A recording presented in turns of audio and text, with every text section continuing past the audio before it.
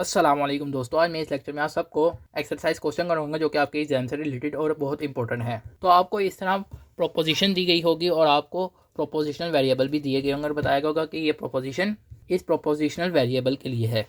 जैसा कि यहाँ पे लिखा हुआ भी है कि पी का मतलब ये है वाली प्रोपोजिशन है, क्यू का मतलब ये वाली है, आर का मतलब ये वाली है।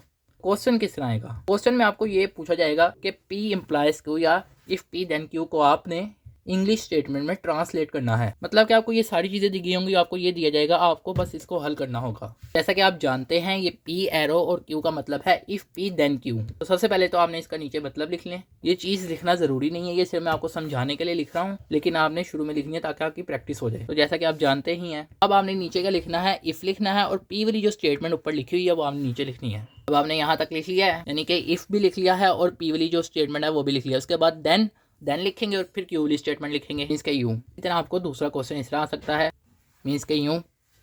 सबसे पहले तो इसे ट्रांसलेट कर लें, मीन्स के इस तरह वाली फॉर्म में। तो इसका मतलब क्या है? Not Q. और उसके बाद ये देखेंगे तो ये बाई डायरेक्शनल का साइन है। इसका मतलब है इफ़ एंड ओनली इफ़, जैसे कि आप जानते हैं। और उसके बाद आगे आर है, फिर आर लिख देंगे। तो ये जो चीज़ है ये रफ वर्क है। जो फाइनल आंसर है वो ये वाला है, यानी कि इसका ये वाला आंसर है और इसके लिए ये रफ वर्क है और इसके लिए ये रफ वर्क है। अभी इसका फाइनल आंसर लिखना है। अब नॉट क्यू का क्या मतलब है कि क्यू में जो भी चीज़ लिखी है उसको ऑपोजिट कर दो। मीन्स में अगर निगेशन हो रही है तो सिंपल सेंटेंस बता दो, अगर सिंपल सेंटेंस है तो उसे निगेशन कर दो। अब यहाँ पे क्यू में देखो तो क्यू में सिंपल सेंटेंस लिखा हुआ है, you miss the final exam, लेकिन उसने जो हमें बताया हुआ है वो नॉट क्यू है। तो फिर आप क्या लिखेंगे? You don't miss the final exam. आपने नॉट क्यू तक लिख लिया, मीन्स कि आपने ये जो चीज़ है ये वाली लिख ली। इसके बाद क्या है? इफ़ एंड ओनली इफ, तो नीचे इफ़ एंड ओनली इफ लिखेंगे। अब आपने इफ़ एंड ओनली इफ लिख लिया, उसके बाद क्या है? आर। तो मीन्स कि आर वाली प्रोपोजिशन लिखनी है, तो आर वाली जो प्रोपोजिशन है वो लिख देंगे। तो इस तरह हमें जो प्रोपोजिशनल वेरिएबल दिया गया था और उसके साथ जो लॉजिकल कनेक्टिविटीज़ दी गई थी तो उसे हमने ट्रांसलेट कर दिया इंग्लिश स्टेटमेंट में। तो इस तरह करना ये बहुत ईजी है, कोई मुश्किल नहीं है। इसके अलावा भी इसकी थोड़ी फर्दर एग्जाम्पल देख लेते हैं, थोड़े और क्वेश्चन कर लेते हैं। अब ये देखिए यहाँ पे क्या लिखा हुआ है? पी, और आप जानते हैं ये जो ऊपर की तरफ होता है, यानी कि अगर वी है यानी कि वी की तरह ही इसका सिंबल बना होता है। इसका मतलब आप जानते हैं कि और है। तो इसे ट्रांसलेट करना तो बहुत ईजी है। तो सबसे पहले पी लिखा हुआ है तो पी वाली आप जो सेंटेंस है वो लिखेंगे। फिर उसके बाद आगे क्या लिखा हुआ है? ये और है तो और लिखेंगे। और फिर उसके बाद आगे क्या है? और के बाद क्यू है तो क्यू वाला जो है वो लिखेंगे। अब आपने क्यू भी लिख लिया, उसके बाद क्या आगे और ऑपरेटर ही लगा हुआ है तो और लिखेंगे नीचे। और फिर उसके बाद क्या है? आर है तो फिर आर लिख देंगे, जो आर वाली स्टेटमेंट है। तो इस तरह इसको ट्रांसलेट करना है। अब अगला है क्यू इम्प्लाइज नॉट आर, तो इसको ऐसे भी लिख सकते हैं, if Q then not R. देख लें, if Q then not are.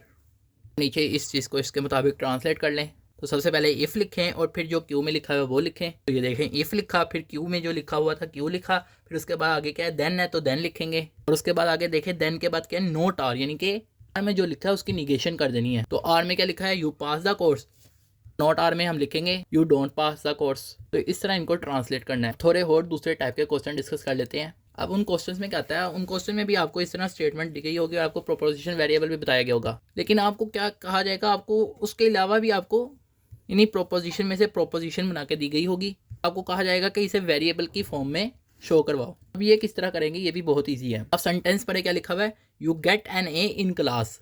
तो अब देखें ये कौन सी प्रोपोजिशन है ऊपर के मुताबिक। तो आप देखें ये वाली प्रोपोजिशन है, मीन्स कि ये आर प्रोपोजिशन है। आप इस हिस्से को, इतने हिस्से को अलग कर लें, इसके यूँ। और उसके बाद जो बट वगैरह या एंड लिखा होता है, कि बट का मतलब भी एंड ही होता है। और उसके बाद जो लाइन लिखी है क्या लिखा है? You don't do every exercise. तो ऊपर से देखे कहाँ पे इस तरह की कोई स्टेटमेंट लिखी है, तो देखिए यहाँ पे लिखा हुआ है यू डू एवरी एक्सरसाइज, यानी कि ये क्यू है। लेकिन यहाँ पर जो चीज़ बताई जा रही है वो क्यू के ऑपोजिट बताई जा रही है, मीन्स के नॉट क्यू। तो इस प्रोपोजिशन में दो प्रोपोजिशनल वेरिएबल यूज हो रहे हैं, इसके आर और नॉट क्यू, और उनके दरमियान कौन सा वर्ड है? तो देखो वो बट है, और मैंने बताया बट का मतलब एंड ही होता है, मीन्स के यूं, यानी कि। तो अब ये इसका फाइनल आंसर है, यानी कि ये जो स्टेटमेंट दी गई थी इसको हमने प्रोपोजिशनल वेरिएबल की फॉर्म में कन्वर्ट कर दिया। इस तरह भी आपको क्वेश्चन आते हैं। अब आगे दूसरा क्वेश्चन देखें, तो यहाँ पे देखें तीन प्रोपोजिशन है। तो you get A in final, ये किसको रिप्रेजेंट कर रहा है? ये पी को कर रहा है। यू डू एवरी एक्सरसाइज, ये किसको रिप्रेजेंट कर रहा है? क्यू को। इसी तरह ये किसको कर रहा है? आर को।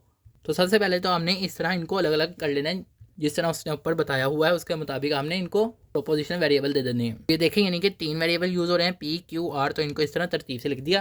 अब अगर आप देखें क्यू और आर वाली प्रोपोजिशन के दरमियान एंड यूज हो रहा है, जिसकी वजह से फिर हम इधर एंड वाला सिंबल लगाएंगे। लेकिन पी और क्यू के दरमियान कौन सा लगाएंगे? देखें, इनके दरमियान कोमा है, तो इसका मतलब भी यही है कि ये भी एंड है। अगर और होता तो वो कोमा के साथ और भी लिखता, फिर अगर और नहीं लिखा हुआ, सिर्फ कोमा लिखा हुआ है, लगा हुआ है, तो फिर हम यहाँ पर एंड का ही सिंबल लगाएंगे, मीन्स के यूं। अब एक और दूसरे टाइप का क्वेश्चन देख लेते हैं, यानी कि इसी तरह का, इसी रिलेटेड। अब यहाँ पे भी देखें, जो जो प्रोपोजिशन है उनको आपने अलग कर लेना है।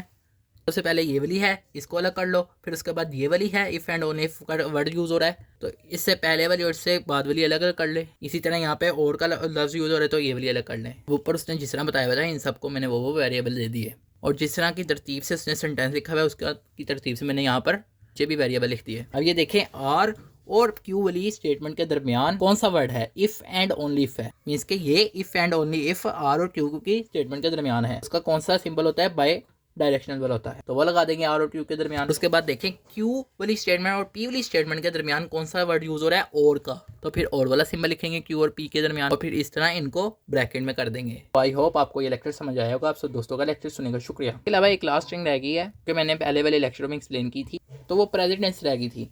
तो बाज़ औक़ात आपका एमसीक्यू जाता है, जो नॉट ऑपरेटर है उसकी प्रेजेंट टेंस क्या है, तो उसकी 1 है। इसी तरह एंड की 2 है, और की 3 है, इफ़ देन की 4 है, इफ़ एंड ओनली इफ़ की 5 है। ये आपको प्रेजेंट टेंस जो है वो याद होनी चाहिए, ये एमसीक्यूज़ में आ जाती है।